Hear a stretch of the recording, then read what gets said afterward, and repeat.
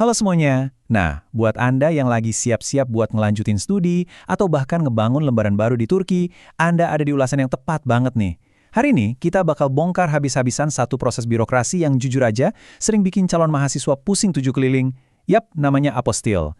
Gini ya, ngurusin dokumen hukum sama kementerian tuh kadang rasanya emang kayak mentok di tembok tebal. Tapi tenang aja, di ulasan kali ini kita bakal kupas tuntas dan ubah proses yang kelihatannya ribet ini jadi super simple, terstruktur, dan gampang banget buat ikutin. Coba bayangin ini, Anda baru aja nerima Letter of Acceptance atau LOA dari kampus impian di Turki. Wah, senengnya pasti luar biasa kan? Tapi tunggu dulu. Meskipun secara akademik Anda udah diterima, itu sama sekali nggak ngejamin dokumen Anda bakal sah secara hukum di sana loh. Serius deh. Kalau ijazah sama transkrip Anda nggak diakui secara internasional, boro-boro mau bikin izin tinggal buat registrasi kampus saja pasti ditolak. Coba pikirin risikonya. Semua kerja keras Anda selama ini bisa aja berantakan cuma gara-gara selembar kertas yang dianggap nggak sah sama pemerintah Turki. Nggak mau kan itu kejadian? Oke, biar nggak kejadian, kita bakal bedah urusan birokrasi ini ke dalam 5 tahap simpel. Pertama, kewajiban hukum pelajar. Terus, dokumen wajib apostil. Ketiga, kesalahan verifikasi fatal. Keempat, langkah memproses apostil. Dan terakhir, tips menghindari keterlambatan registrasi. Yuk, langsung aja kita mulai. Bagian pertama, kewajiban hukum pelajar. Sebelum terbang ke Turki, mari kita pahami dulu apa sih sebenarnya apostil ini. Jadi, apa sih sebenarnya apostil itu? Gampangnya gini, apostil itu semacam sertifikasi resmi yang bikin dokumen publik Anda diakui secara internasional. Nah, ada yang namanya Konvensi Den Haag tahun 1961. Di situ, negara-negara anggotanya sepakat nih buat saling mengakui dokumen yang punya stempel apostil ini. Dan karena Turki itu salah satu anggota konvensinya, dapat stempel apostil ini adalah solusi paling jitu. Artinya apa? Begitu ijazah Anda udah dapat stempel sakti ini di Indonesia, dokumen itu otomatis langsung sah secara hukum di Turki. Anda nggak perlu lagi deh repot-repot bolak-balik legalisasi tambahan ke kedutaan atau konsulat. Ibaratnya ini tuh kayak paspor VIP buat dokumen Anda. Lanjut ke bagian 2. Dokumen wajib apostil. Nah, siapin catatan Anda, karena ini dia daftar periksanya. Boleh banget kalau Anda mau screenshot bagian ini karena ini krusial banget buat keberangkatan Anda. Jadi, apa aja yang wajib dilegalisasi? Pastinya, ijazah asli dan transkrip nilai Anda. Terus, dokumen identitas, kayak akta kelahiran, itu mutlak ya.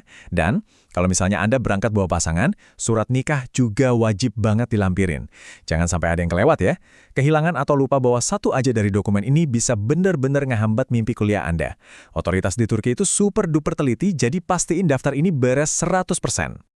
Sekarang kita masuk ke bagian 3, kesalahan verifikasi fatal. Hati-hati, ini sering banget jadi medan ranjau birokrasi buat banyak mahasiswa. Percaya nggak percaya, dokumen tuh sering banget ditolak gara-gara hal sepele. Mulai dari typo atau salah ketik, nama atau tanggal lahir yang beda dikit aja antara ijazah sama dokumen identitas, sampai yang paling sering nih, pakai jasa terjemahan biasa yang nggak tersertifikasi. Jadi gini, ketidaksesuaian sekecil apapun, benar-benar satu huruf doang yang beda di nama Anda, itu udah masuk kesalahan fatal. Terus solusinya gimana? Dokumen yang sah itu datanya harus benar-benar identik, terverifikasi akurat, dan yang paling penting, wajib diterjemahkan secara resmi oleh penerjemah tersumpah, nggak bisa sembarangan. Nah, kutipan ini benar-benar mempertegas poin tadi ya. Penerjemahan harus dilakukan oleh penerjemah tersumpah agar hasilnya memiliki kekuatan hukum dan bisa diterima dalam proses apostil. Jadi begini, mungkin Anda atau teman Anda bahasa Inggris atau bahasa Turkinya jago banget. Tapi sayangnya, di mata hukum itu aja nggak cukup. Hanya dokumen yang diterjemahkan oleh ahli bersertifikat dan resmi diakui negara yang punya kekuatan buat lolos dari meja otoritas sana. Tanpa stempel dan tanda tangan dari penerjemah tersumpah, dokumen Anda itu cuma bakal dianggap kayak ya kertas terjemahan biasa aja. Dan dijamin bakal langsung ditolak di tahap awal. Lanjut ke bagian 4, langkah memproses apostil. Gimana sih alur pastinya? Yuk kita urut bareng-bareng. Oke, proses ini tuh berurutan banget. Langkah pertama, Anda verifikasi dulu nih keabsahan dokumen asli Anda. Pastiin nggak ada salah ketik kayak yang kita bahas barusan. Kalau udah aman, masuk ke langkah kedua. Serahin dokumen valid tadi ke penerjemah tersumpah buat ditranslate ke bahasa Inggris atau Turki.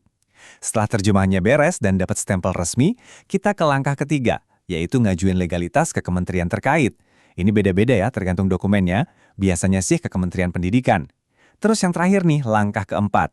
Kalau semua udah beres, Anda bawa semuanya ke Kemenkumham buat dapetin stempel pamungkasnya, apostile. Ingat ya, ini tuh kayak lari estafet. Setiap langkah harus sempurna biar bisa lanjut ke langkah berikutnya. Terakhir, bagian 5, tips menghindari keterlambatan registrasi. Ini penting banget buat ngamanin kursi Anda di kampus impian. Kalau ada satu saran paling penting dari seluruh ulasan ini itu adalah mulailah dari sekarang. Proses ini tuh ngelibatin banyak pihak. Ada penerjemah, Kementerian Pendidikan, sampai Kemenkumham. Waktu tunggu antar instansi ini bisa makan waktu berhari-hari atau bahkan berminggu-minggu kalau tiba-tiba ada dokumen yang mesti direvisi. Jadi saya ingatkan jangan pernah nunda sampai mepet deadline registrasi.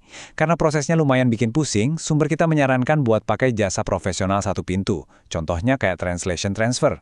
Kenapa? Karena ini bisa hemat waktu dan tenaga Anda banget. Mereka nggak cuma nerjemahin dokumen secara sah, tapi juga bisa ngewakilin Anda ngurus apostil dari A sampai Z. Jadi keamanan dokumen dan keakuratan hukumnya udah pasti terjamin.